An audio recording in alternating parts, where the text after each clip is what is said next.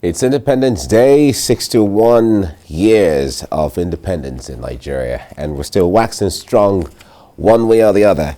A lot of Nigerians talk about the challenges they face today, and others talk about the successes. But in all of this, the government is trying to weave everything into creating a hope for Nigerians as to how the future and what tomorrow will look like. Thank you for staying with us on TVC Breakfast. We're moving ahead now. The President, Muhammadu Buhari, has addressed the nation as the country celebrates its 61st independence anniversary. He felicitated with Nigerians and delved quickly into the achievements of his administration. Security. On a security, President stated that the country had not faced the sort of challenges it is facing now since the Civil War. And he said that the military had made great gains in the fight against Boko Haram terrorists. And he said the military is taking the fight to the enemies and are winning. He stated that the unity of Nigeria is non-negotiable and that the country will continue to remain one. He urged all Nigerians with legitimate grievances to seek redress through dialogue, adding that all secessionists will be dealt with. Fellow Nigerians, as our economy continues to open after COVID-19 related lockdowns, we have also seen the resurgence of insecurity in certain parts of the country. In the last 4 months, the gallant men and women of the military and security agencies have made tremendous progress in addressing these new security challenges. We are taking the fight to our enemies from all angles, and we are winning. We are winning the war. That is what the president said. Okay, joining me now is Public Affairs Analyst Akin Fatunke. It's nice to have you join me in the studio. And happy independence. Thank you very much, Mike.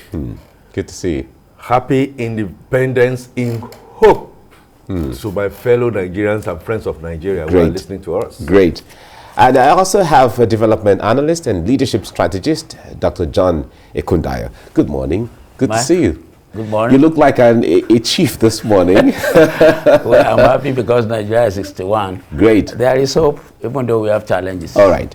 There's hope. I like that. Now, Akin, let me start with you on this. The point there is, the president said, we are winning.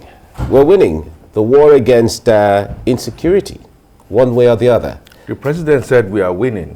Yes, it's about the 6th time in all the speeches that he's made. We're winning, we're winning, we're winning. And we win when we make required mileage. With due respect to myself and the type of education I have and the kind of scorecard I use in measuring winning. Sometimes you lose. When you lose does not mean that you failed.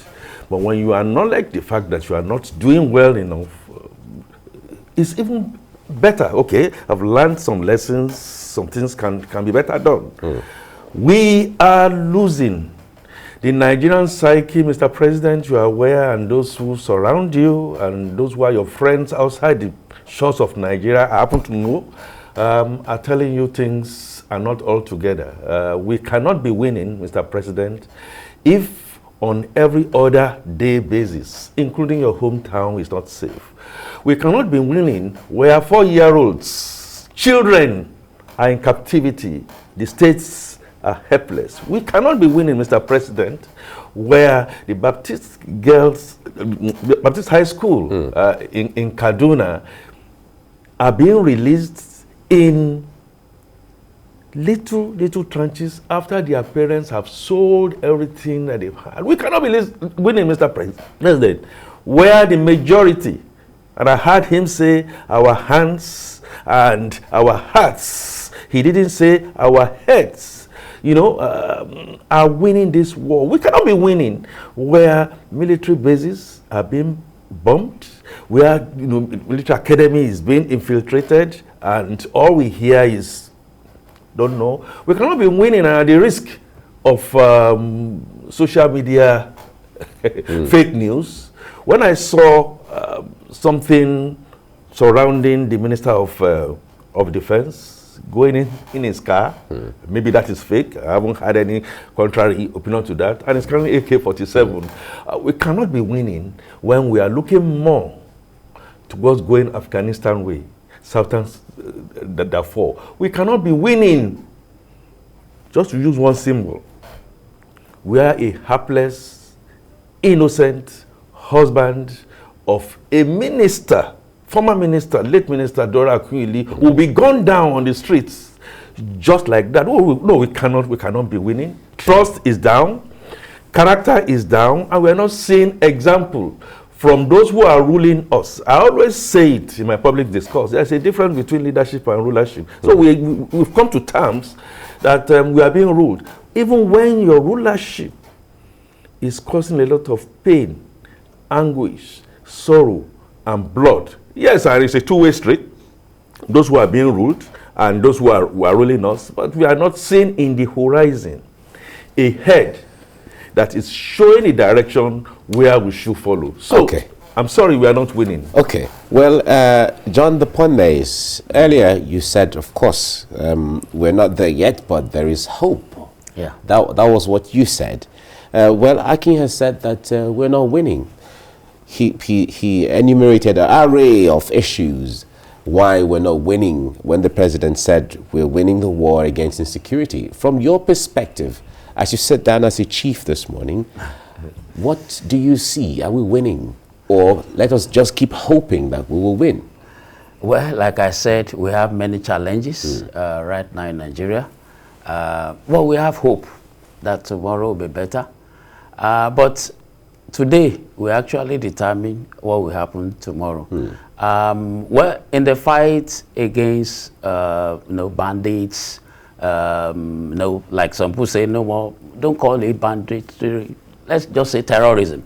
Well, I would say in the last few months, since we have this... Well, the National Assembly is still telling the president to name bandits as terrorists. Yes, so I agree with that. I concur with that. Now, I would say with these new service chiefs that have come on board, let's give it to them. Are they still new?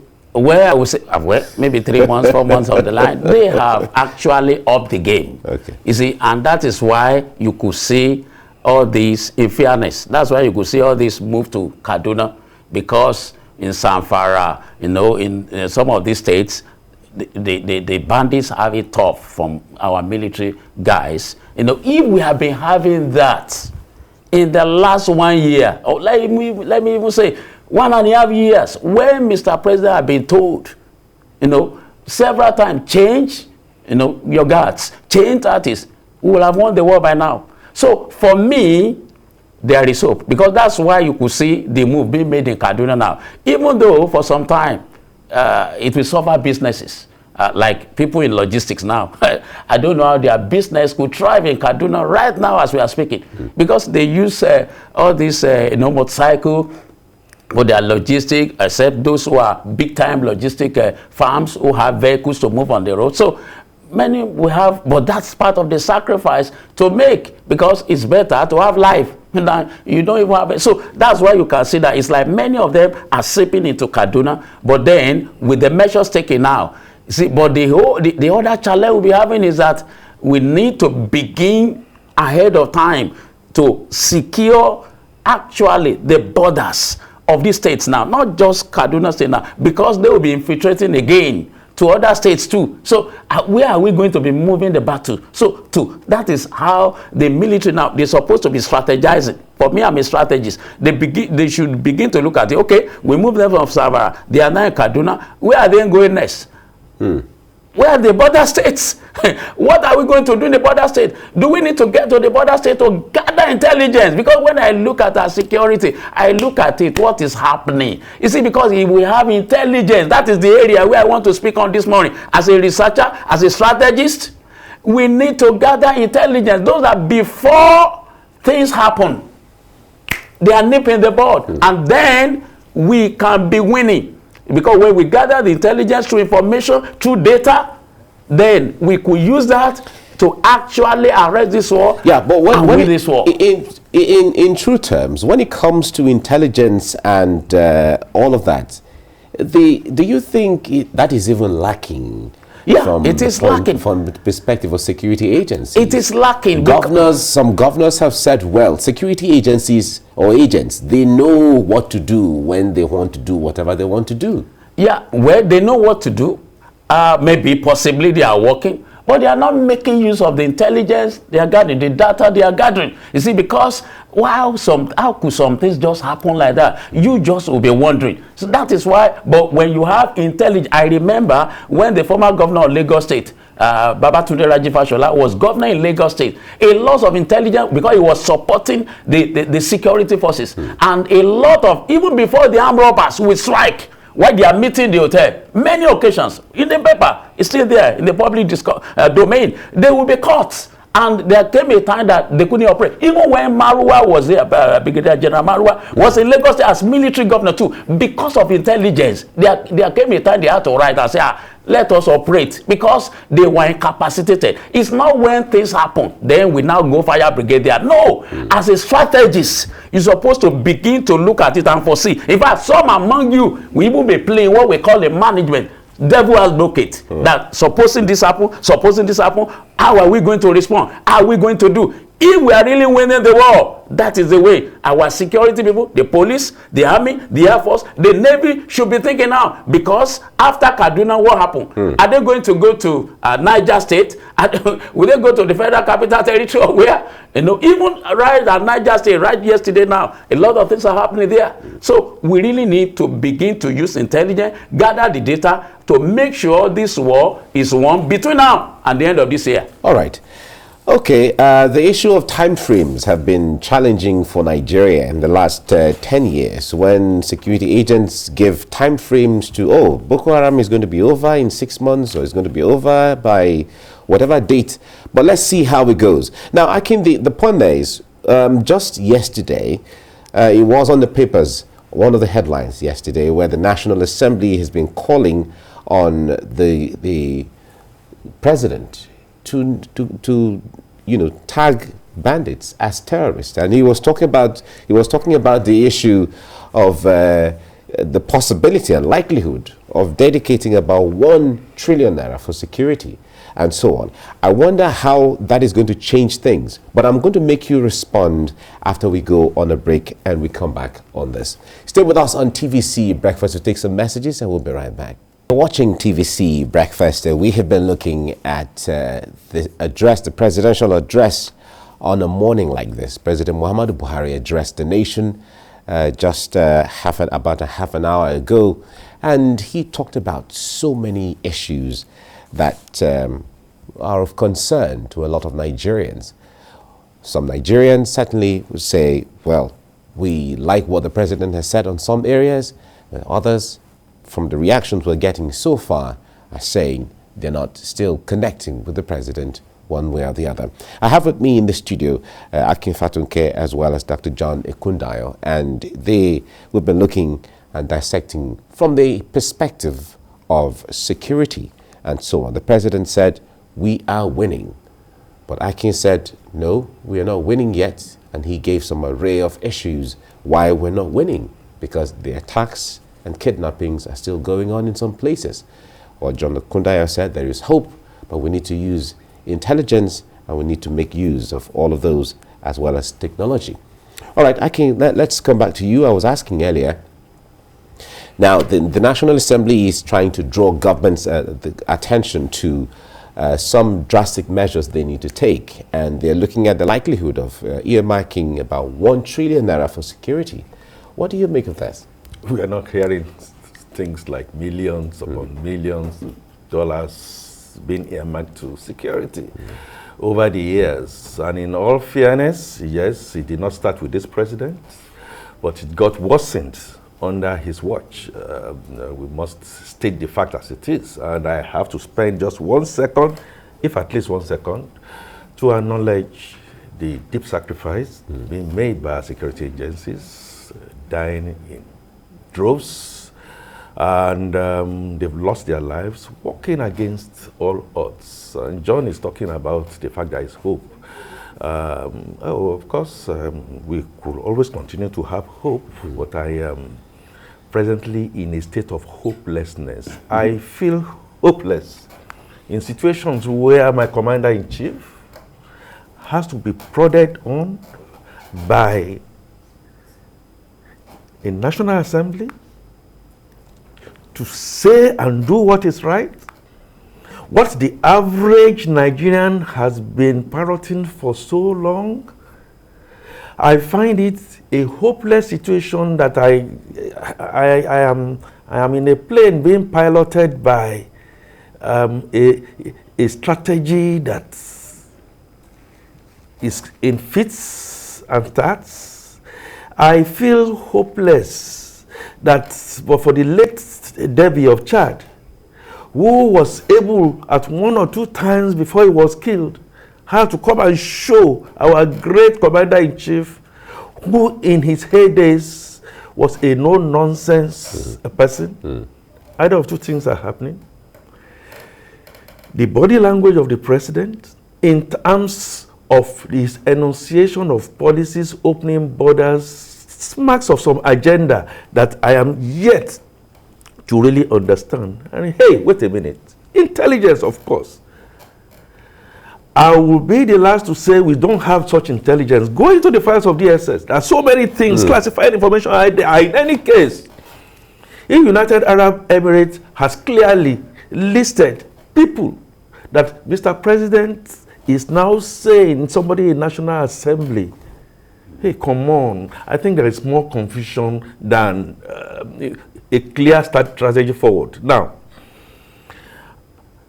we have flag independence. Yes, we are celebrating independence. Yes, we are supposed to have hope. Yes, but if I know, and I'm talking personally, if I know that the pilot or the captain of a ship I'm going to be sailing on is showing navigation that is going clearly some other direction, when my destination is supposed to be a direction which is the opposite, and I say, okay, yeah, we're all human beings, we don't have all the perfection. Mr. Captain, I think where we are headed is for the rocks, to parrot the words of later Obafemi Awolowo in 1983. The ship of state is sailing towards the rock, and all I get is like somebody is not understanding, or somebody is alleging, somebody is looking at the other side, somebody is not showing the kind of example that I expect to show, either economically, in terms of the kind of funding that we had, that we know has been stolen blind, and we don't see such reports come to the light of day, where the National Assembly, members of the National Assembly that are supposed to be acting as a check are more, in my own honest opinion, I don't know what their challenges are, more of a rubber stamp. And all these monies are borrowed money that our generations upon generations are going to be finding difficult to pay, because we don't have the revenue profile and we don't have the productive capacity to be able to support them. I have a challenge. And so therefore, at the risk of sounding nihilistic on this matter, if my captain is not going to listen to me, and I feel hopeless, yes, I am not going to call for any other drastic thing, but we continue to put the fire under his feet. We are hurting. We are not going in the right direction. The strategy that you are talking about, thank God, yes, the Tucano jets are here at last. I hope, according to what I read, we have the capacity and we have the knowledge, the Nigerian knowledge. I know army officers have been trained, but they are going to be doing what they are directed to do.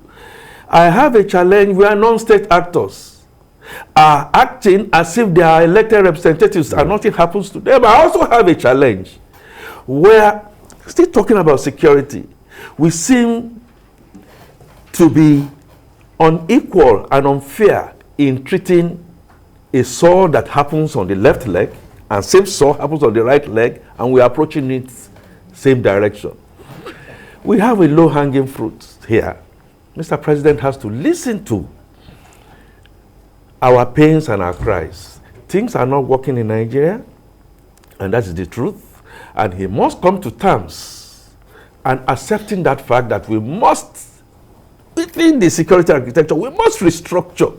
If we do not restructure, whether it is internal police system that's so anachronistic and is not giving us the kind of ends that we are expecting, let's accept, like let Akin, may her soul continue to rest in peace, I mean, the soul of her husband that was mercilessly, killed. Let's accept that we've made mistakes.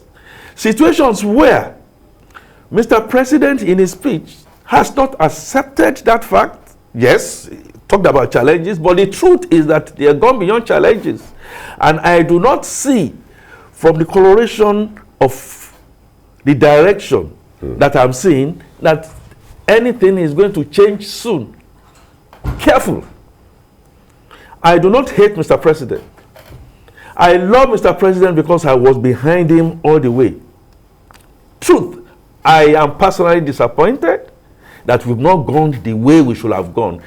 True, some of those problems predate his time, but I find it terribly unacceptable that what he should have done in terms of low-hanging fruits are still not being done. Situations where, if it is true that the Minister of Defense is going around with AK-47, governors are being attacked left, right, and center, alleged that they are going to be killed, senators from certain parts of the country will never go back to their constituency, we cannot be, in all honesty. And 4-year-olds are still in captivity. Their parents have sold everything that they have. Poverty capital of Nigeria is showing that we are not only the greatest and most hopeless. Like John says, yes, if we change direction, if we decide collectively, both those who are ruling us and those being ruled, that we are going to act with depth character, with depth competence, with depth capacity, with depth, compassion. All right, Nigeria can change and become the dream of our founding fathers. All right, let's look forward to that hope. I guess that is from where John Ekundayo was speaking from when he says there is hope somehow. Now, in the president's speech, he mentioned the issue of about 8,000 Boko Haram terrorists surrendering, and from the deduction from his speech around there, they are surrendering because the military is doing so much to ensure that life is no longer normal for them to do their business. And he also talked about the issue of ordering, or has given an instruction that about 10,000 police officers be recruited every year. What do you see going forward? Is this hopeful when it comes to the strategy against security, or insecurity rather? Well, there's, for me, let me just say, there is a good prospect looking to the future, but then for those people that have repented, call them Boko Haram repentance also, I think before being integrated to the society, it's not that these people cannot repent, but then what were the antecedents that we had before? Of people that repented in Borno State, of people that repented in other states? Are we not learning lessons as a nation, as a country? Then it's not people surrender during warfare, fine, but then there's a way you integrate them into the society. There's a way you watch them intelligently. Intelligence comes in again here. I don't know whether our leaders are taking it or they are just being myopic or partisan, because these are germane national issues. We spend so much on defense, so much in insecurity, and then when we allow these people, and then some of them are not even sincere, Mike, and they now get our information and get it back to where they were coming from, and then all that we have fought for 2 years, we just come down one day. So that is one aspect. Government should be cautious in accepting this Boko Haram repentance and do the needful in properly integrating them into the society. That is one. Another, the issue you mentioned about recruitment is a good thing, but then, I could hear the president commending the National Assembly in his speech. for me, there is nothing to comment, and I want to say it clearly, emphatically, saliently, succinctly. He was nothing talking, to comment. But he said the National Assembly was patriotic. No, they are cooperating with the executive, or let me say collaborating with the executive. You see, like one of the speakers said here before me, wait sir, like one of the speaker here, one of the analysts said before me, one young man here, you know, are we even getting, I'm a followership researcher. That's what I did in my PhD. And I live in nation of Singapore before 3 years, Malaysia 4 years.